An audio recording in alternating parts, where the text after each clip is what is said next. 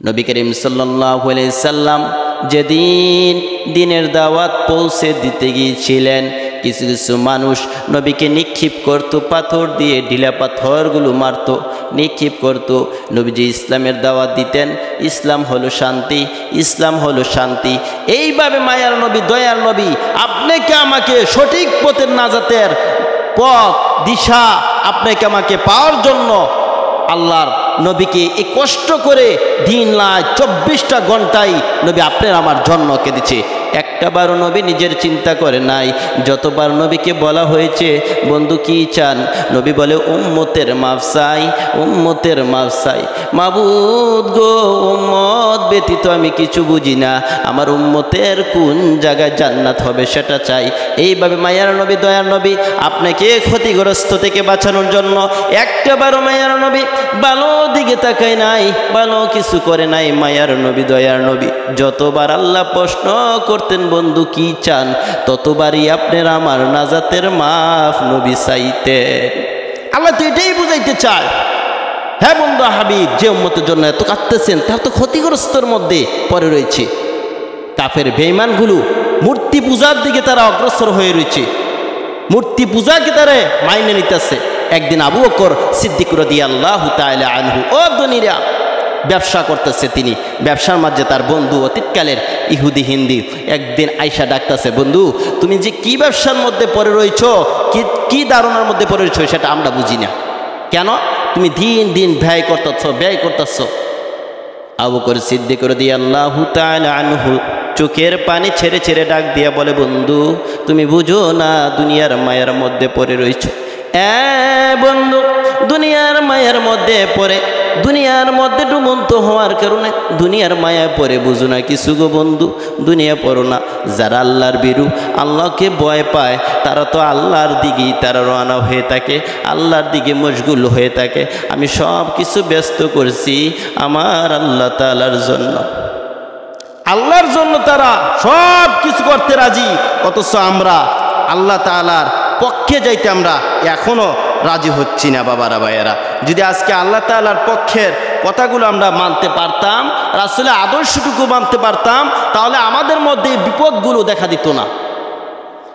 কুরআনুল কারীমের আরেক জায়গার মধ্যে বলে, ইলাফি কুরাইশ, কুরাইশ বাসীগণ অভ্যস্ত হয়ে পড়ছে, কাজ নাই, মরুভূমির এলাকা, যে একটা অবস্থানের মধ্যে নবী মুহাম্মদুর রাসূলুল্লাহ সাল্লাল্লাহু আলাইহি সাল্লামকে প্রেরণ করেছেন, এর আগে সেই জায়গার মধ্যে কিছুই ছিল না, মানুষ খাবার খাইতে পারতো না। ইলাফিহিম রিহলাতাশ শিতাই ওয়াস সাইফ, কুরাইশবাসীগণ এমনভাবে অভ্যস্ত হয়েছে, শীতকালীন গ্রীষ্মকালীন পর্যটনের মধ্যে খাবার নাই, কোথায় তারা যাইবে? এই সূরা কুরাইশদের জন্য কিভাবে নাজিল করছে, আল্লাযী আত'আমাহুম মিন জু, যিনি তোমাদেরকে আহার করেছে, খাবার খাওয়াইছে, ক্ষুধার্ত থেকে খাবার খাওয়াইয়া ভরপুর করে দিয়েছে। ওয়া আমানাহুম মিন খাউফ, তার বিশ্বস্ততার মধ্যে তাকে তোমরা ভয় করো, তিনি তোমাদেরকে এমনভাবে আটকে রেখেছে, ওই খানায় কাবার মালিক এমন একটা মক্কার ভূমির মধ্যে কাফের বেঈমান গুণ মূর্তি পূজার দিকে অগ্রসর ছিল গো বাজান। নামাজ পড়তো না, রোজা মানতো না, কোনটা দিনের ইসলাম সেটা মানতো না। এটি পরিপূর্ণ সঠিক ওয়াজ, এটি সঠিক কথা ইসলামের জন্য। ইসলাম তারা মানতো না, ইসলামের কালিমা তারা নিত না, শুধু জাহিলাতের। কাবা ঘরের মধ্যে এই কোরআনের মধ্যে তাফসীরুল কোরআনের মধ্যে আল্লাহ রাব্বুল আলামিন এত সুন্দর করে আল্লাহ নবীকে আল্লাহ প্রশ্ন করে বুঝাই দিতে চায়, ও বন্ধু হাবিব আপনার উম্মতেরে বলে দেন, উম্মতেরে বলে দেন এইভাবে যেন তারা মূর্তি পূজার দিকে না ঘুরে। বিভিন্ন ধরনের বালা মুসিবত আসতেছে, এত অবস্থা খারাপ কেন? তারপরও মক্কাকে কেন আল্লাহ রক্ষা করেন? এই কাবার মালিকের শুকরিয়া তাদেরকে আদায় করো। কুরাইশবাসীগণ ওই মক্কার কাবা ঘরের মধ্যে কাফের বেঈমানরা 360টা মূর্তি রাইখা রাখতেন ওই জায়গার মধ্যে। তাদেরকে আল্লাহ মানতেন, কাফের বেঈমানরা আল্লাহ মানতেন, সবাই আল্লাহ মানতেন। আল্লাহ মানতেন কিন্তু কুরাইশবাসী মানতেন না, তবে মানতেন তার মধ্যে আল্লাহ ভর করে। এইভাবে আমার নবী দুনিয়ার জামানা আসার পর বলে দিয়ে গেলেন, ও হাবিব, হাবিব গো, আপনি বলে দেন উম্মতের তারা যেন জাহিলাতের মধ্যে আছে, গুনার কাজের মধ্যে তারা লিপ্ত আছে গো বন্ধু, তাদেরকে জানাইয়া দেন তারা যেন সঠিক পথের দিশারি হয়। তাদেরকে বলে দেন ইয়ামানের মধ্যে যখন গরম আসে, অবস্থান আসে তাদের অবস্থা ভালোর জন্য, খানায় কাবার শুকরিয়া যদি আদায় করে গো, তাদের জন্য শান্তির অবস্থান করব গো। গরমের দিনে মানে শীতের দিনে সিরিয়ার মধ্যে পাঠায়, তাদের কোনো সমস্যা হয় না, ক্ষতিগ্রস্ত হয় না। তাদের জন্য আমি আল্লাহ কত সুন্দর এত ব্যবস্থা করে দিলেন। একটাবার নবীজি নিজের চিন্তা করে নাই। নবী তোমার আমার জন্য যতবার আল্লাহ প্রশ্ন করতেন, বন্ধু কি চান, শুধু উম্মতের মাফ চাই, উম্মতের মাফ চাই, এতবারই নবীজি বলতেন। যেই নবী তোমার আমার মায়ায় 63 বছর জিন্দেগিতে একটা বারো ভালো বিছানায় ঘুমায় নাই, একটা বারো নতুন পোশাক নবীজি পরিধান করে নাই, শুধু আপনার আমার জন্য। এই নবীর মায়া মোহাব্বত নিয়া বসে রইছ এই বাংলার জমিনে। আমার মন বলে ওই নবীর ভালোবাসা নিয়ে যে মক্কা নগরের মধ্যে যুবকগুলো নবীকে পাথর মারত, ওই নবীর মোহাব্বত নিয়া নবী গো বাংলার জমিনে যুবকেরা সাজাইছে। আমার নবী যদি ওই সময়ে ভালোবাসা দিতেন, আমার নবী তোমাদেরকে টাইনা টাইনা বুকে নিত। যেই যুগের মধ্যে বর্বরতার যুগের মধ্যে আপনার আমার নবীকে তার শান্তি দিত না, যেদিক যাইতো সেদিকে পাথর মারত। এই কুরআনুল কারিমে বুঝায় দেয় কাফেররা এমনভাবে সন্ধি করত মুহাম্মদকে মারার জন্য, শুধু আপনার আমার নাজাতের জন্য। নবী একটাবারও নিজের চিন্তা করে নাই, ফিকির করে নাই নবী, শুধু আপনার আমার নাজাতের জন্য। যতবার আল্লাহ বলতেন ততবারই বলতেন, বন্ধু আমি চাই গো গুনাহগার উম্মতের জন্য নাজাতের ফায়সালার অবস্থা চাই। মাবুদ আমার উম্মতের কি হবে গো, আমার উম্মত ব্যতীত আমি জান্নাতে যাইব না। কাফের বেঈমান মুশরিকরা বলতো, বন্ধু হাবিব আপনি, ও মুহাম্মদ এই মূর্তি পূজা তুমি ইবাদত করো, আমি তো একাত্মবাদের জন্য আসছি, দ্বীন ইলাহির জন্য আসছি, আল্লাহ সঠিক দ্বীন দাওয়াত পৌঁছে দেওয়ার জন্য আমি আসছি, আমি তো এইভাবে ঘুরে দেওয়ার জন্য আসি নাই।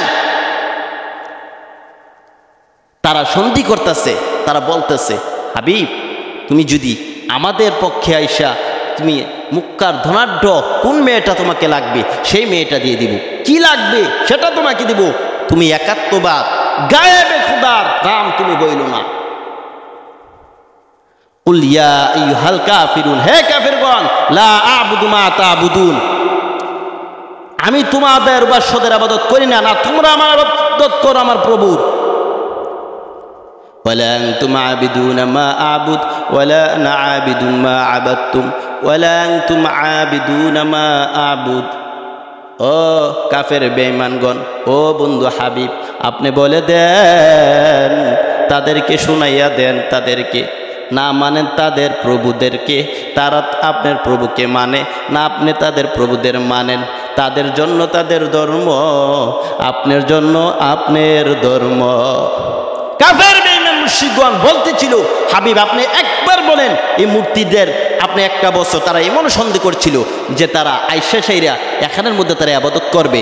হাবিবের 1 বছর আর তারা একবার একটু শরিক দিত নবীজি নাজিল হইছেন, তখন আল্লাহ রাব্বুল আলামিন বলেন এই সূরা কাফিরুন দিয়া বলে দিয়েছেন, বন্ধু কোনোদিন বরদাস্ত অন্যায় করা যাবে না, কাফের বেঈমানদেরকে বন্ধু বানানো যাবে না, তারা আপনার পক্ষে আসবে না। কিন্তু মক্কা নগরীর জমিনের মধ্যে আল্লাহ রাব্বুল আলামিন যে নবীকে নাজিল করছে ওই নবী কথা বিশ্বস্ত ছিলেন, আল্লাহ আমিন, অর্থাৎ বিশ্বাসী, নবীর কাছে জমা দিত টাকা, দিত ধন দৌলত, কারণ মুহাম্মদ কোনোদিন বেঈমানি করে না। কাফের বেঈমান মুশরিকদেরকে তারা নবীকে বিশ্বাস করত। মুসলমানের সন্তান, আজ আমরা মুসলমান হয়ে মুসলমানকে বিশ্বাস করি না, মুসলমানকে একটা টাকা দিতে বিশ্বাস করি না, কারণ তাদের মধ্যে ঢুকে গেছে বেজালে ভরা ইহুদি খ্রিস্টান থেকে খারাপ হয়ে গেছে আজকে মুসলমানের সন্তান।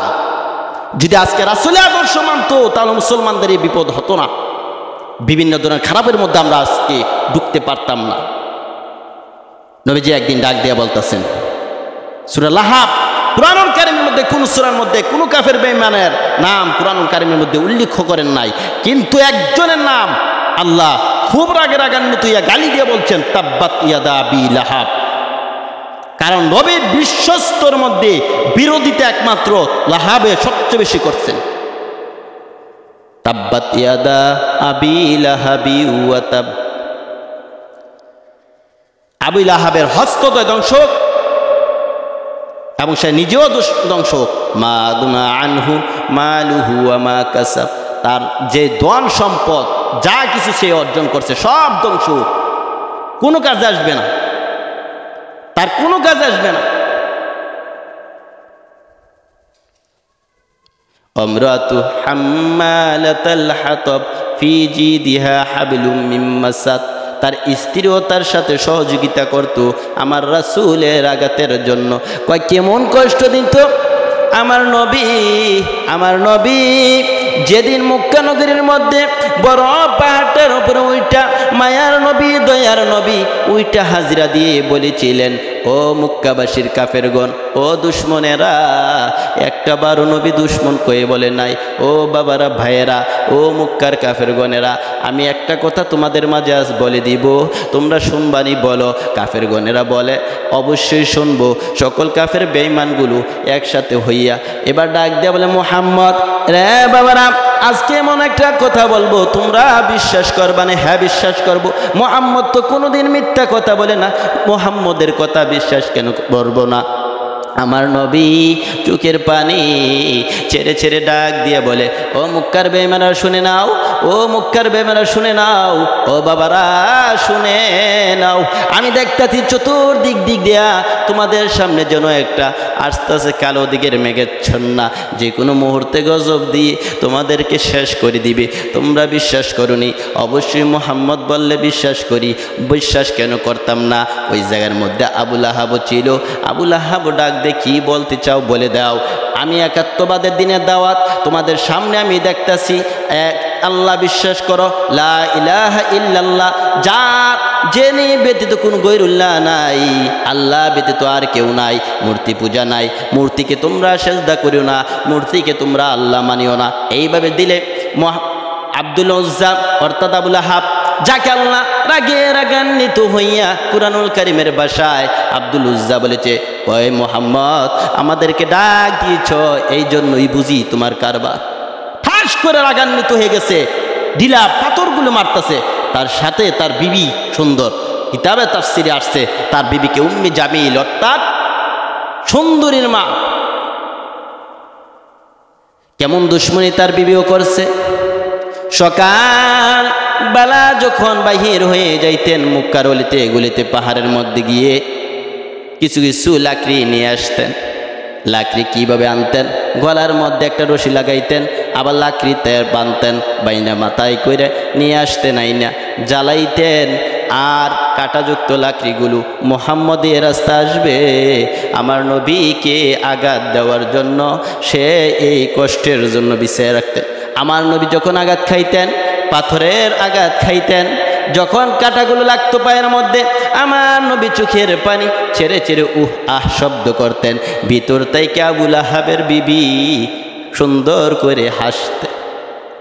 আমার আল্লাহ বলে, বন্ধু গো, তোমার জন্য আকাশ বানাইলাম, জমিন বানাইলাম, সমস্ত মাখলুকাত বানাইলাম গো বন্ধু। তুমি যদি না হইতা কিছুই আমি আল্লাহ সৃষ্টি করতাম না। আবু লাহাবের বিবি তোমাকে কষ্ট দেয়, আমি সইতে পারি না গো, আমার মন কয় এখনই ধ্বংস করিয়া দেয়। আল্লাহ রাব্বুল আলামিন তার বিবেক পর্যন্ত ধ্বংস করার জন্য সূরা নাজিল হইছে। প্রথম কুরআনুল কারীমে বলছেন, মা আগুনা আনহু মালুহু ওয়া মা কাসাব, তার ধন সম্পদগুলো কোনো কাজে আসবে না। কয় কেমনে কাজে আসবে না? এর বিপরীত বলে দিয়েছেন, যেদিন বদরের যুদ্ধ শেষ, আবু লাহাব যখন বিদায় হয়ে যাইতে 7 দিন পর, কেউ কেউ বলেন 7 দিন পর আবু লাহাবের হস্ত একটা প্লাট ধরনের একটা ফুরা হইছে গুড়া, গাড়ির মধ্যে গুড়ার ছোঁয়াছুঁই লোক, এখন বলে করুণার লোক। এই লোকের কারণে আবু লাহাবকে এক জঙ্গলে নিয়ে ফালাইয়া দিয়ে আসা হইছে। 3 দিন 3 রাত পার হয়ে গেছে, আবু লাহাবের কাছে কেউ যায় না, কারণ তার সাথে গেল তারও এই রোগ হবে, ছোঁয়াছুঁই। 3 দিন পর ইন্তেকাল করলেন আবু লাহাব। ওই জায়গার মধ্যে আরও 4-5 দিন ওই জায়গার মধ্যেই স্থান রয়েছেন, থাকছেন, আসিলেন। কিন্তু আবু লাহাব কেউ তার পাশে ছিল না, কেউ তার পাশে ছিল না। এই কষ্টের মধ্যে তাকে কামরা চাকর বাকর দিয়ে ওই জায়গায় পুঁতে ফেলা দেওয়া হয়েছে। একটু আগে না বলল কোনো কাজে আসবে না তার ধন সম্পদ, ঠিক কোনো কাজে তার আসে নাই। তার বিবি লাকড়ি আনতো, কোথায় থেকে আনতো? লাকড়ি আনতো জঙ্গল থেকে। লাকড়ি আনার পথে পাহাড় থেকে পরে ওই অবস্থায় ইন্তেকাল করে। আমার আল্লাহ বলে আমি সার দেই, কিন্তু আমি আল্লাহ সাইরা দেই না। ইন্না আযাবি লাশাদীদ, আমি সার দিয়ে ছেড়ে দেই না। স্পষ্ট ভাষা আল্লাহ বলে দেয়। নবীজির পক্ষে যখন দলে দলে মুসলিমগুলো আসতেছিল, কিছু কিছু মুসলমান প্রশ্ন করতেছিল, ওগো হাবিব, আমরা তো আপনাকে নবী মানে গো নবীজি। হ্যাঁ নবীজি মানে, হ্যাঁ আপনি আল্লাহর নবী, আল্লাহ আমাদেরকে দিনের জন্য আপনাকে পাঠানো হয়েছে, দিনের বার্তা নিয়ে। আমার নবী এতিম নবী, দিনের জন্য আসছে, মায়ার নবী, দিনের দাওয়াত পৌঁছে দেওয়ার জন্য গো, দিনের দাওয়াত পৌঁছে দেওয়ার জন্য। আমরা কেমনে বিশ্বাস করব আল্লাহ কোথায়? মূর্তির মধ্যে যদি না থাকে, বলেন আল্লাহর নবী আল্লাহ কোথার মধ্যে থাকে? আমার আল্লাহ বলে দেন, ওগো হাবিব আপনি বলে দেন, কুল হুয়াল্লাহু আহাদ, আমি আল্লাহ এক, আল্লাহুস সামাদ, আমি আল্লাহ কারো মুখাপেক্ষী নয়, লাম ইয়ালিদ, আমি কাউকে জন্ম দেই নাই, ওয়ালাম ইউলাদ, আমাকেও কেউ জন্ম দেই নাই, ওয়ালাম ইয়াকুল্লাহু কুফুয়ান আহাদ। ওগো নবী হাবিব আপনি বলে দেন উম্মতের মাঝে আমার সমতুল্য কেউ নাই, কেউ নাই। মক্কার মধ্যে গলিতে বলতেছিলেন যে আল্লাহ একজন, কোথায় আল্লাহ? আমরা তো দেবীর মধ্যে থাকি, এখানের মধ্যে আল্লাহ বিরাজ করে, এখানের মধ্যে আছে, রূপার মধ্যে আল্লাহ বিরাজ করে, স্বর্ণ দিয়ে মূর্তি বানায় সেখানের মধ্যে আল্লাহ বিরাজ করে। এমন একটা জাহিলিয়াতের বর্বরতার যুগের মধ্যে, ওই যুগের মধ্যে মায়ার নবী দয়ার নবীকে প্রেরণ করা হয়েছে। একটা বারো দয়ার নবী যুদ্ধ করে হাতে মায়ের দিয়ে আনে না ইসলামে, শুধু ইসলামের দাওয়াত পৌঁছে দিয়েছে সুন্দর ভাষায়, মরম ভাষা। আল্লাহকে তোমরা বিশ্বাস করে একমাত্র কোরআন কারীম দ্বারা বুঝাই দিয়েছে অদৃশ্য, ইন্নাল্লাযীনা ইয়াখশাউনা, নিশ্চয় আল্লাহকে ভয় করো, ইয়াখশাউনা রাব্বাহুম বিল গায়বি, যিনি অদৃশ্য থেকে তোমা আল্লাহ বলছে আমাকে নিয়ে রিচার্জ করলে আমাকে পাইবে না, আমাকে পাইবে একমাত্র তোমরা আমার বস্তু সৃষ্টি নিয়ে স্বীকার করলে তোমরা আমাকে পাইবে যাইবা। মক্কা নগরী ওয়ালিতে গলিতে কাফের বেঈমান মুশরিকরা বর্বরতার যুগের মধ্যে এমন একটা যুগ ছিলেন মানুষের কোনো দাম ছিল না। আজকাল পশু পাখি যেরকম ক্রয় করা হয়, ওই যুগের মধ্যে মানুষগুলোকে তেমনভাবে ক্রয় করা হইতো। এমন একটা যুগ, নারীকে কোনো সম্মান দেওয়া হতো না। বিজয়ের বার্তা ওয়ালিতে গলিতে পৌঁছে দিয়েছেন, যাও পৌঁছে দাও, দিনের বার্তা লুকায় লুকায় ইসলামের দাওয়াত পৌঁছাইতেন। আমার আল্লাহ বলেন, বন্ধু গো এইভাবে দিনের দাওয়াত দিতে হবে না গো বন্ধু, ইসলামের দাওয়াত দিবা, সুন্দর দিনের দাওয়াত দিবা বন্ধু, তবে দাও দিনের দাওয়াত গো, সুন্দর ভাষায় দাও, আমি আল্লাহ তোমাকে বিজয় দান করব। যতই বিরুদ্ধ করুক কাফের বেঈমান মুশরিকেরা, কোনো দিনও তোমার সাথে পারবে না ওরা। আমি আল্লাহ অবশ্যই আপনাকে বিজয় দান করবই বন্ধু, আপনাকে করবই আমি আল্লাহ। ইযা জাআ নাসরুল্লাহি ওয়াল ফাত ওয়া রাআইতান নাসা ইয়াদখুলুনা ফি দীনিল্লাহি আফওয়াজা। ইযা জাআ নাসরুল্লাহ, ওগো বন্ধু হাবিব, যখন আপনার দিকে নাসরুল্লাহি, আপনার দিকে আল্লাহ সাহায্য আসবে, ওয়াল ফাতহু, এবং বিজয় আসবে। বন্ধুগো, আপনি বলে দেন শান্তি যখন আসবে আপনি তাকাইতে হবে না, আমি আল্লাহ আপনাকে দলে দলে আনবো দিনের বার্তা নিয়ে। ইযা জাআ নাসরুল্লাহি ওয়াল ফাত ওয়া রাআইতান নাসা ইয়াদখুলুনা ফি দীনিল্লাহি আফওয়াজা। আল্লাহু আকবার। তারা দলে দলে মানুষগুলো আসবে দিনের বার্তার জন্য। ফাসাব্বিহ বিহামদি রাব্বিকা ওয়াস্তাগফির ইন্নাহু কানা তাওয়াবা। তারা তাসবিহগুলো পাঠ করবে, তাসবিহের মধ্যে তারা অনুসরণ করবে আল্লাহকে, আল্লাহর কাছে চাইবে ক্ষমা প্রার্থনা, আল্লাহ ক্ষমা করে দাও, ক্ষমা করে দাও। ইন্নাহু কানা তাওয়াবা, নিশ্চয়ই আল্লাহ তওবাকারীর তওবা কোনদিন ফেরত দেয় না, কোনদিন ফেরত দেয় না। এ দেখো, কোনদিন আল্লাহ তওবাকারীর তওবা কোনদিন ফেরত দেয় না।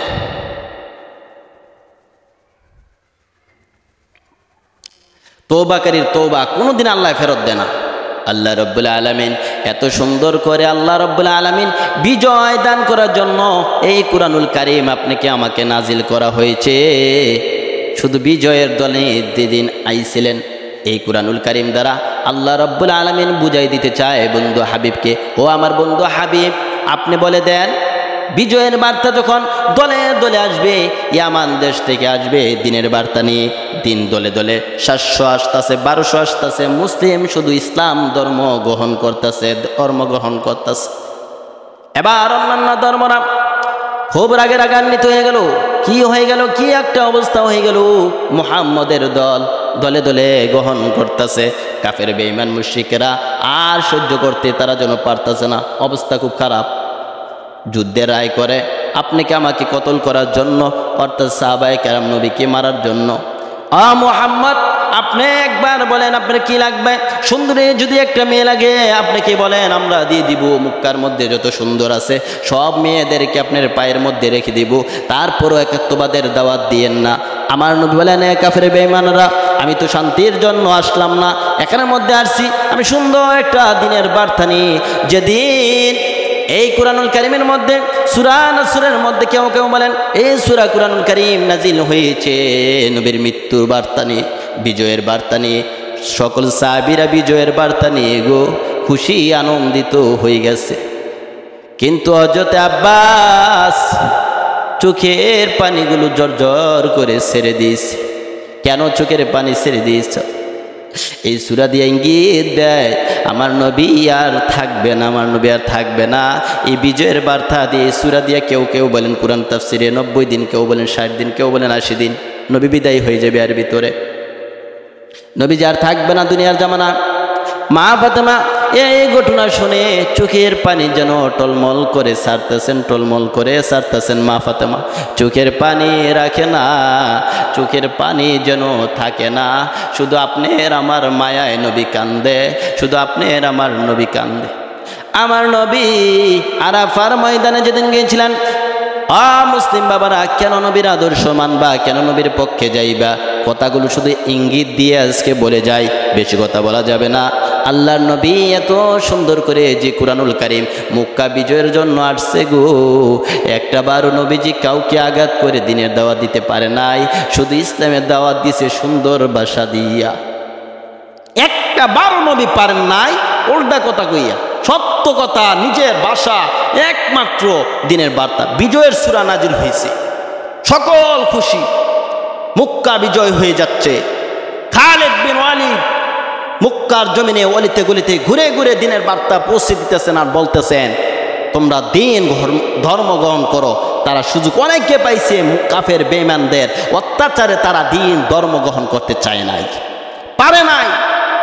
নবীকে বলেন হাবিব এখন আমাদের পড়ায় দেন লা ইলাহা ইল্লাল্লাহু মুহাম্মাদুর রাসূলুল্লাহ সাল্লাল্লাহু আলাইহি ওয়াসাল্লাম। দলে দলে বিজয়ের দান উঠতেছে, খুশিতে আনন্দ। সাহাবায়ে কেরাম আর বসে থাকার সময় নয়। নবীজি সুস্থ হয়ে গেলেন, নবীজি আর থাকবে না জগতের মধ্যে, বোঝা গেছে। চোখের পানিগুলো ছাড়তেছেন।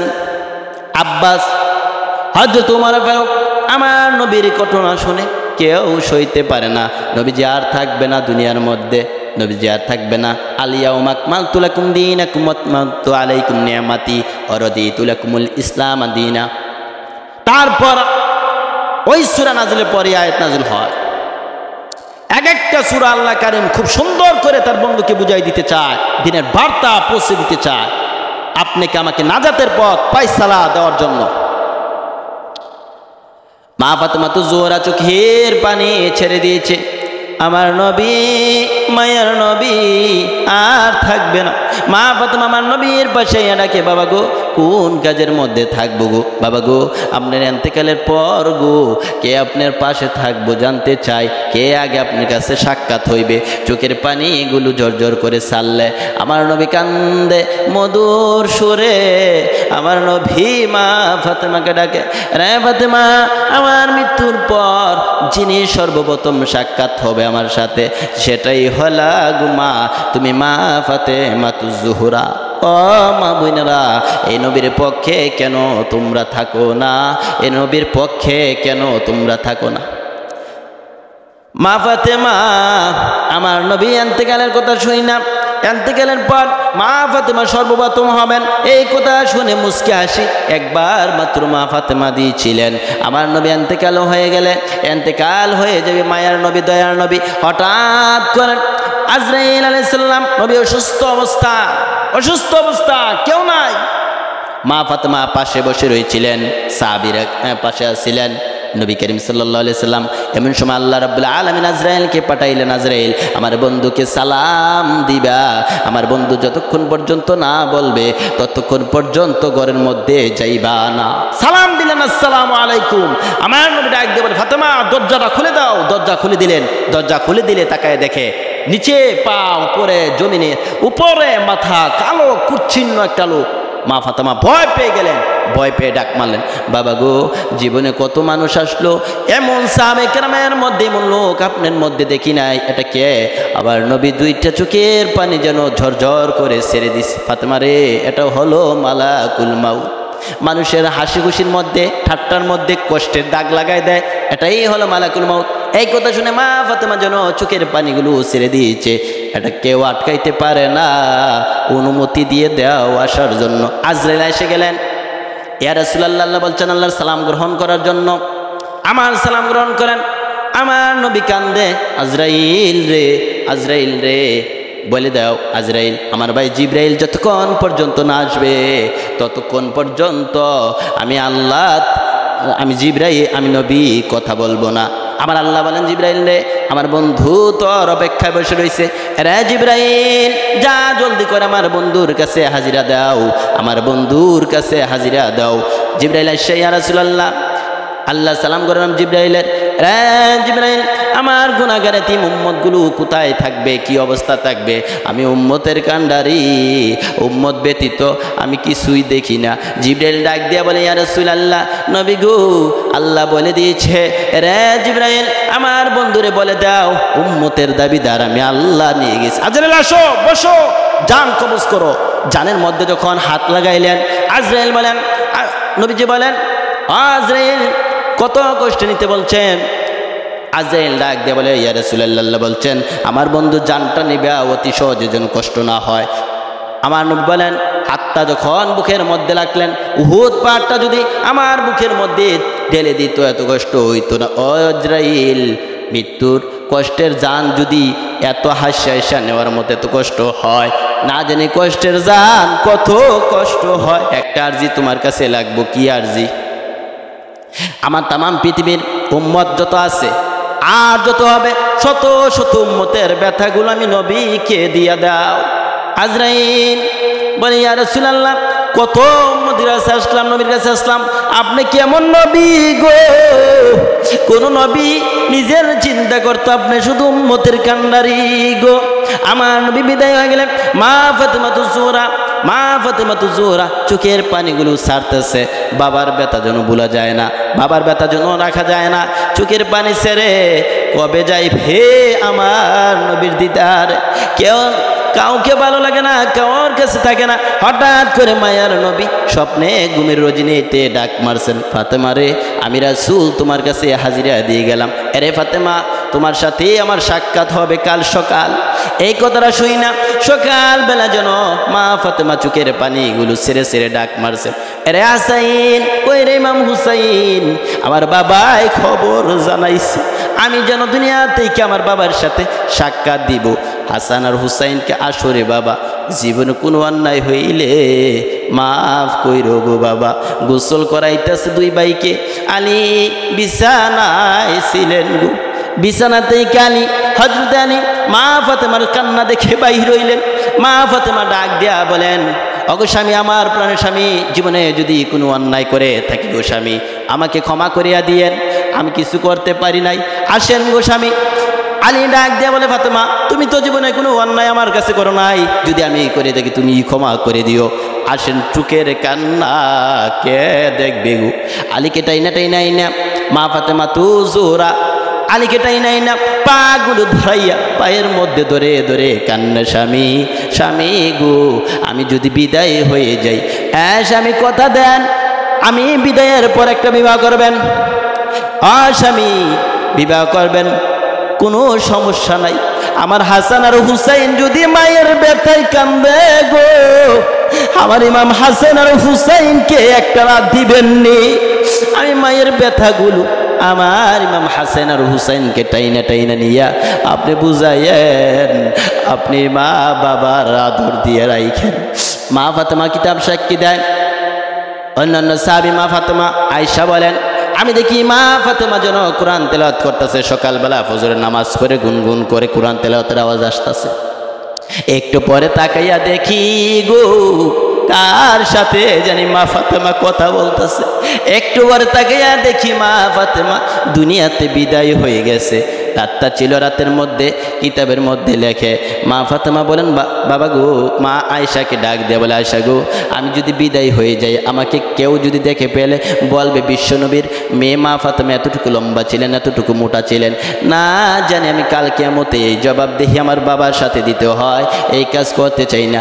মা আয়েশা ডাক দিয়ে বলে, মা গো, তোমাকে এই ঘরটার ভিতর দিয়ে এমন একটা জায়গা দিয়ে নিব, দুনিয়া মানুষ কেউ তোমাকে দেখবে না। এই কথাটা শুনে না মা ফাতেমা জীবনে একবার হাসি দিয়েছিলেন। ইমাম হাসান আর হুসেন আলী রাদিয়াল্লাহু তাআলা আনহু মা ফাতেমার কবর করতেছে, পাশে দিয়া হঠাৎ স্বপ্নের যুগে দেখাইছেন আবু যর গিফারি রাদিয়াল্লাহু তাআলা আনহু। ও দনিরা, কে হইবা গো আবু যর গিফারির সমতুল্য? আবু যর দৌড়ে আসলেন, মা ফাতেমা লাশ চারজনে শোয়াইবেন। আলী বলেন, আমি কাউকে তো বলি নাই, তুমি কে, তোমাকে কে জানানো হয়েছে? আবু যর ডাক দিয়া বলে, আলী রে, আমি তোমার কথায় আসি নাই, এখানের মধ্যে আমার নবী নিজে বলেছে মা ফাতেমার লাশ দাফন করার জন্য। সুবহানাল্লাহ, সুবহানাল্লাহ। যেই শিক্ষা আপনাকে আমাকে নাজাতের কোরআনের ফয়সালা করা হয়েছে, আমরা তো এই পক্ষে আমরা যাই না, আমরা আজকাল যাই শুধু দালালি করার জন্য। দালালির মধ্যে আমাদের মধ্যে শান্তির আহ্বাব আসে না, যার কারণে আজকে বিশ্ব মুসলমান নাজাতের পথ থেকে বঞ্চিত হয়ে ঘুরতেছে। যদি আজ মুসলমানের সন্তান, মুসলমানের বাচ্চারা যদি আজকে রাসূলের আদর্শ পরিপূর্ণভাবে ঢুকতে পারতো, রাসূলের আদর্শের মধ্যে থাকতে পারতো, আমাদের মধ্যে গজব আসতো না, আমাদের মধ্যে শান্তির ফয়সালা থেকে বঞ্চিত আমরা হতাম না। আজকে আমরা শান্তির ফয়সালা পাই না একমাত্র সঠিক পথের দিশারি না হওয়ার কারণে। মহিলারা যাচ্ছে মার্কেটে, বিভিন্ন করছে গুনার আড্ডায় মশগুল হয়ে। এই কাজ থেকে আমাদের সকলকে বাঁচার তৌফিক দান করুক। এই কাজ ব্যতীত, এই কাজ থাকলে জান্নাতে যাওয়া কোনোদিন সম্ভব না। আমাদের সকলকে আল্লাহ রাব্বুল আলামিন সঠিক পথে দিশারি করুক, আমিন।